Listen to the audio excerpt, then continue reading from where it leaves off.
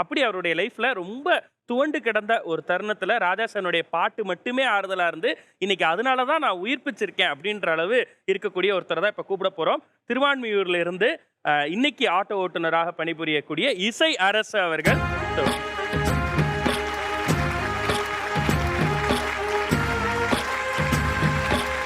என்னோட பேர் இசையரசு. நான் ஆட்டோ ஓட்டுநராக இருக்கேன்.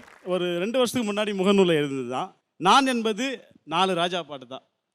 நான் என்பது அது உங்களுக்கு கூட சேர்த்துக்கலாம். நாம் என்பது 4 ராஜா சார் பாட்டு தான். ஆஃப்டர் மேரேஜ், பிஃபோர் மேரேஜ், எது எனி அவ்வளோதான். ராஜா சார் இல்லாமல் எந்த இரவும் கிடையாது. ராஜா சாரோட இசை இல்லாமல் எந்த மனுஷனும் கிடையாது. இன்றைக்கி அதுதான் உண்மை. ரொம்ப நேச்சுரலான விஷயம்.